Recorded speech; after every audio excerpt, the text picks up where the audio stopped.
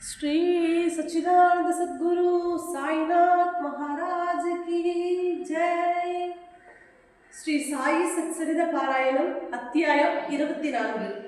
பாபாவின் தமாஷும் வேடிக்கையும். சனா லீலா ஹேமத்மன் சுதாமர் அண்ணா சிஞ்சனிகரும் மௌஷிபாயும். முன்னுரை. சத்குருவின் பாதங்களில் நம் அகங்காரத்தை சமர்ப்பித்தால் அன்றி நமது வேலையில் வெற்றி பெற மாட்டோம். அகங்காரத்தை ஒழித்தால் நமது வெற்றி உறுதியளிக்கப்படுகிறது.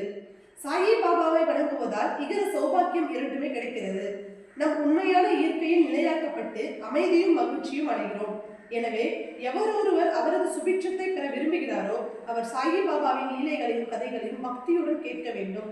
அவைகளை தியானம் செய்ய வேண்டும். இவைகளை அவர் செய்வாராயானில் தமது வாழ்க்கையின் லட்சியத்தை சுலபமாக அடைந்து பேரானந்தம் பெறுவார். பொதுவாக அனைவரும் தமாஷையும் வேடிக்கையையும் விரும்புவார்கள். ஆனால் தங்களை பொருளாக வைத்து தமாஷ் செய்யப்படுவதை அவர்கள் விரும்புவதில்லை. ஆனால் பாபாவின் வழியோ விசித்திரமானது. அவைகள் அபிநயத்துடன் சேரும் போது பொதுமக்களுக்கு மிகவும் ஆர்வமூட்டுவதாகவும் அறிவுரை தருவதாகவும் இருக்கின்றன. எனவே கேலிக்கு அவர்கள் இறக்காயினும் பொருட்படுத்துவதில்லை. ஹேமட்மன் தனது சொந்த அனுபவத்தையே கீழே குறிப்பிடுகிறார். சனாலீலை. ஷிரடியில் ஞாயிறு தோறும் சந்தை நடைபெறும். அண்டையில் உள்ள கிராமங்களிலிருந்து மக்கள் அங்கு வந்து தெருவில் பந்தல் கடைகளை போட்டு தங்களது பொருட்களை எல்லாம் விற்பனை செய்வர். ஒவ்வொரு மாலையும் மசூதியில் ஏறக்குறைய கும்பல் வந்துவிடும். ஆனால் ஞாயிறு மாலையோ மூச்சு தேர்ந்தும் அளவுக்கு கூட்டம் கூடிவிடும். அத்தகைய ஒரு ஞாயிற்றுக்கிழமையின் போது ஹேமட்மன் பாபாவின் முன்னால் அமர்ந்து பாபாவின் கால்களை நீவி பிடித்து விட்டுக் கொண்டும் கடவுள் பெயரை முழுமுழுத்துக் கொண்டும் இருந்தார். ஷாமா பாபாவின் இடப்பக்கத்திலும் வாமன் ராவ் வலப்பக்கத்திலும் இருந்தனர். அப்போது ஷாமா சிரித்துக் கொண்டே அண்ணா சாஹேபிடம், பாரும், உமது கோட்டின் கைமடிப்பில் தானியங்கள் இருக்கின்றன என்று கூறிக்கொண்டே அவர் கோட்டு மடிப்பை தொட்டு அங்கு தானியங்கள் இருப்பதை கண்டார். ஹேமட்மன் விஷயம் என்ன என்று அறிவதற்காக தனது இடம் முழங்கையை நீட்டினார். அப்போது அனைவரின் ஆச்சரியத்திற்கு சில பருப்பு மணிகள் கீழே உருண்டோடி சுற்றி உட்கார்ந்திருந்தவர்களால் பொறுக்கி எடுக்கப்பட்டன. இந்நிகழ்ச்சியே தமாஷிற்கான விஷயமாக ஆனது. அங்கிருந்த அனைவரும் எங்களும் தானியம் கோட்டு மணிப்புக்குள் சென்று அவ்வளவு நேரம் அங்கேயே இருந்தன என்று வியந்தனர். ஹேமட்மந்துக்கும் அவைகள் எப்படி நுழைந்து அவ்வளவு நேரமும் அங்கேயே இருந்தன என்று யூகிக்க இயலவில்லை. ஒருவரும் இவ்விஷயத்தில் திருப்தியான பதிலை அளிக்க இயலாத இவ்வினோதத்தை பற்றி அதிசயித்துக் கொண்டிருக்கையில் பாபா கூறினார், இந்த ஆளுக்கு தனியாக தின்னும் பழக்கம் இருக்கிறது. இன்றைக்கு சந்தை நாளாலையால் பருப்பு மணிகளை அசை போட்டுக் கொண்டே வந்தார். அவர் பழக்கம் எனக்கு தெரியும். அதற்கு இதுவே சாட்சி. இவ்விஷயத்தில் வேற என்ன ஆச்சரியம் இருக்கிறது? உடனே ஹேமட்மன் கூறினார், பாபா, பொருட்களை தனியாக தின்று நான் அறியேன். பின்னர் என் மீது இக்கெட்ட வழக்கத்தை ஏன் சுமத்துகிறீர்கள்? ஷிரடி சந்தையை நான் இன்னும் பார்த்தது இல்லை. இன்றைக்கு சந்தைக்கு நான் போகவே இல்லை. பின்னர் எங்களும் நான் பருப்பு மணிகள் வாங்கியிருக்க முடியும். அவைகளை வாங்காத போது எப்படி நான் உண்ண முடியும்?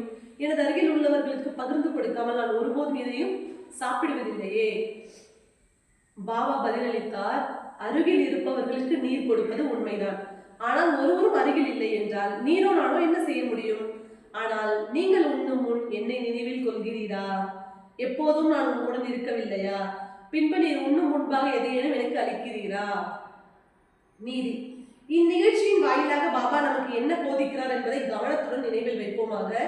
புலன்கள் தரும் தேவைகளை அடையும் முன்னதாகவே மனமும் அறிவும் அவைகளின் பலன்களை அனுபவித்து விடுகின்றன என பாபா அறிவுறுத்தியுள்ளார்.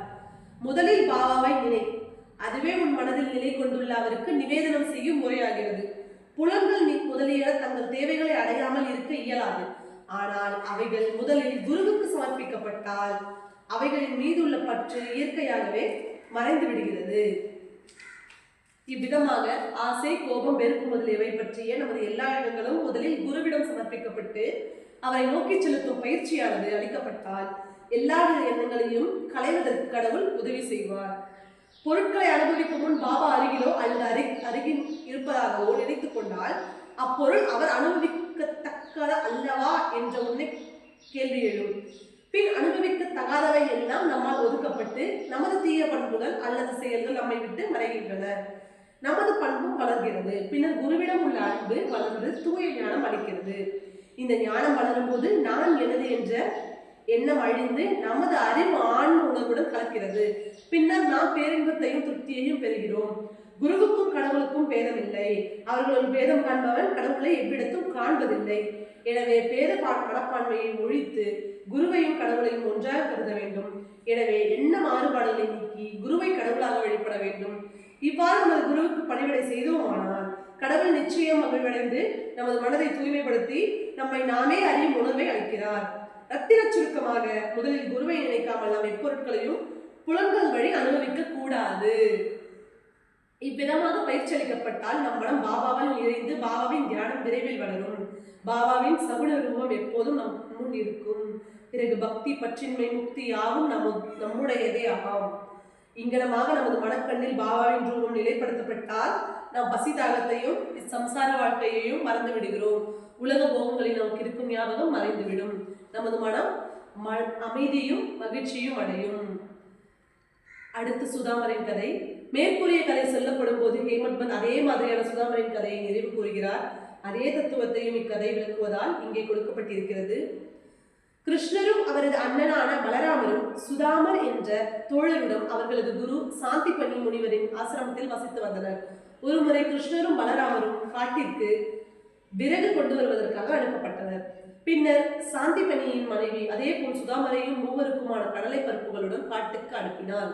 கிருஷ்ணர் சுதாமரை காட்டிடையே கண்டபோது அவரிடம், தாத்தா, நான் தாகமாய் இருப்பதால் எனக்கு தண்ணீர் வேண்டும் என்றார். அதற்கு சுதாமர், வெறும் வயிற்றுடன் தண்ணீர் குடிக்க கூடாது, சிறிது நேரம் இலைப்பாறுவது நல்லது என்றார்.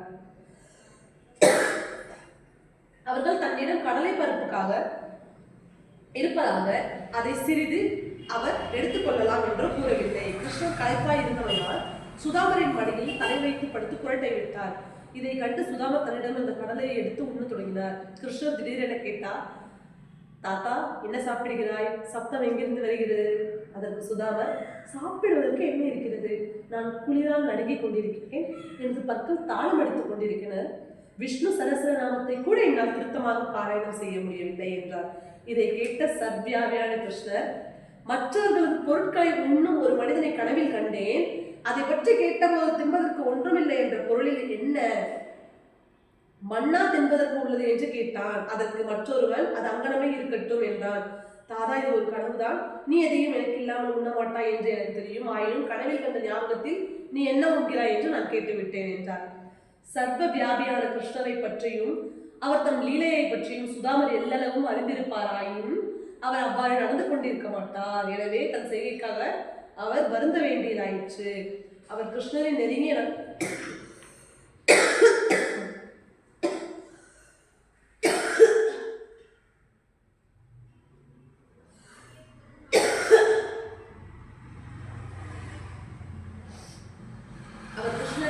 நண்பரான போதும் நமது வாழ்க்கையை அஷ்டதரித்திரத்தில் கழிக்க வேண்டியதாயிற்று.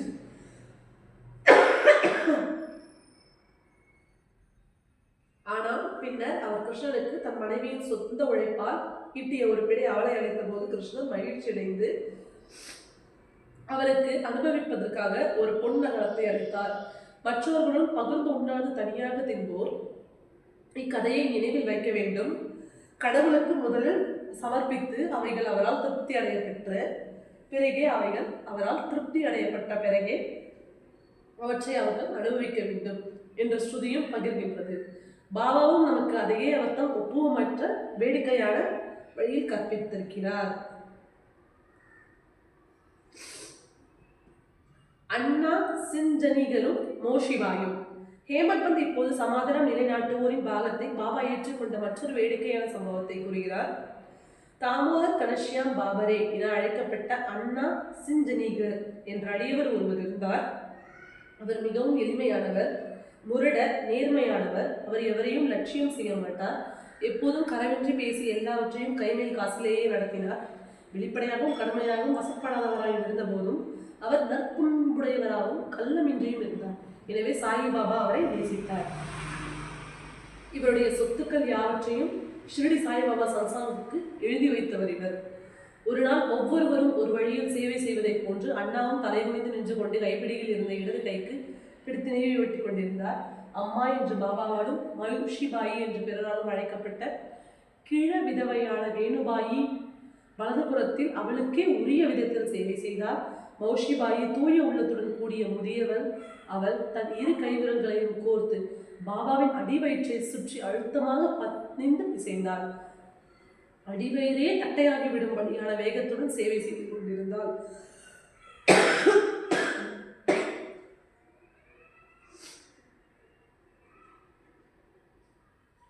பாபா இப்படியும் அப்படியும் புரண்டு கொண்டிருந்தார். மற்றொரு புறம் இருந்த அண்ணா நிதானத்துடன் இருந்தார். ஆனால் மௌஷிபாயின் அசைவினுடன் அவளது முகமும் அசைந்தது. ஒரு தரம் அவளது முகம் அண்ணாவின் முகத்திற்கு மிக அருகில் வந்துவிட்டது. வேடிக்கையான பண்புடையவன், ஓ, இந்த அண்ணா ஒரு கெட்டவன், என்னை அவன் முத்தமிட விரும்புகிறான், தலை நரைக்கும் வயதாகி முத்தமிடுவதற்கு அவன் வெட்கப்படவில்லை என்றான்.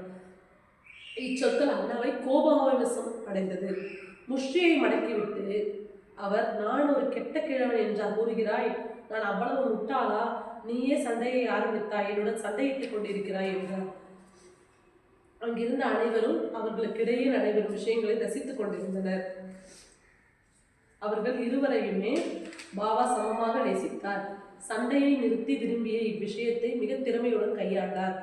அன்புடன் அவர் கூறினார், அண்ணா, ஏன் அனாவசியமாக இக்கூச்சலையும் குழப்பத்தையும் உண்டாக்குகிறார்? தாய் முத்தமிடும் படும்போது உள்ள நெறியின்மை அல்லது தீங்குதான் என்ன என்பது விளங்கவில்லை என்றார். பாபாவின் இம்மொழிகளை கேட்ட இருவரும் திருப்தி அடைந்தனர். எல்லோரும் மனமகிழ்வுடன் தங்கள் உள்ளம் நிறைவடையும் வரை சிரித்தனர்.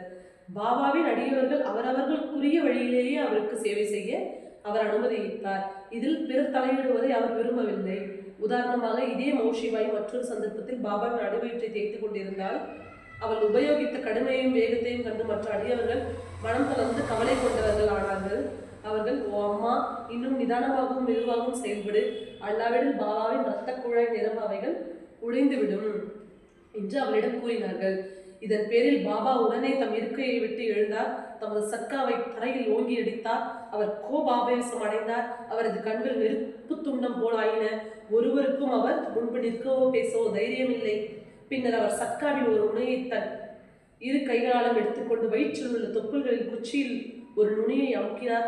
மற்றொரு நுனியை கம்பத்தில் பொருத்தவிட்டு அழுத்த 2-3 அடி நீளமுள்ள அந்த சர்க்கா முழுவதும் அடிவயிற்றுக்குள் சென்றுவிட்டது. அது மாதிரியாக தோன்றியது. இன்னும் சிறிது நேரத்தில் அடிவயிறு கிழிந்துவிடும் என்று மக்கள் பயந்தனர். தூண் உறுதியானது, அசையாதது. பாபாவின் அருகில் மிக மிக நெருக்கமாக போகத் தொடங்கி தூணை பலமாக அடைந்தார். எந்த வினாடியிலும் வயிறு கிழியும் என எதிர்பார்க்கப்பட்டது. அவர்கள் எல்லாம் பீதியடைந்து என்ன செய்வதென்று தெரியாமல் பயத்தாலும் வியப்பாலும் ஊமையாகி நின்றார்கள். பாபா தமது அடியவனுக்காக இவ்விதம் கஷ்டப்பட்டார். மற்ற அடியவர்கள் மௌஷிபாயிடம் அவளது சேவையில் இன்னும் நிதானமாக இருக்கும்படியும் பாபாவுக்கு எவ்வித வழியோ தொல்லையோ உண்டாக்க வேண்டாம் என்று குறிக்கவே விரும்பினர். நல்லெண்ணத்துடனே அவர்கள் இதை செய்தனர். ஆனால் பாபா இதை கூட பொறுக்கவில்லை. தங்களது நல்லெண்ண முயற்சியினால் பெரும் துன்பம் விளைவிக்கும் இத்திடீர் விளைவை கண்டு அவர்கள் ஆச்சரியமடைந்தனர். காத்திருந்து பார்ப்பதை தவிர அவர்களுக்கு வேறொன்றும் செய்ய முடியவில்லை. அதிர்ஷ்டவசமாக பாபாவின் ஆவேசம் சீக்கிரம் குளிர்ந்தது. அவர் குச்சியை விட்டு விட்டு தன் இடத்தில் வந்து அமர்ந்தார். இதிலிருந்து அடியவர்கள் மற்றவர் சேவைகளில் குறுக்கிடக்கூடாது என்று தாங்கள் விரும்பிய வண்ணமே பாபாவுக்கு அவர்கள் சேவை செய்ய விட்டுவிட வேண்டும் என்கிற பாடத்தை தெரிந்து கொண்டனர். ஏனெனில் அவர்கள் செய்யும் சேவைகளின் மதிப்பையும் தகுதியையும் பாபாவே அளக்க வல்லமை உடையவராய் இருக்கிறார். அவர்கள் செய்யும் சேவைகளின் மதிப்பையும் தகுதியையும் பாபாவே அளக்க வல்லமை உடையவராய் இருக்கிறார். அத்தியாயம் 24 இங்கு முடிவடைகிறது. ஸ்ரீ சாயை பணிக அனைவருக்கும் சாந்தி நிலவட்டும். ஸ்ரீ சமர்த்த சத்குரு ஸ்ரீ சாய்நாத மகாராஜ் கி ஜெய்.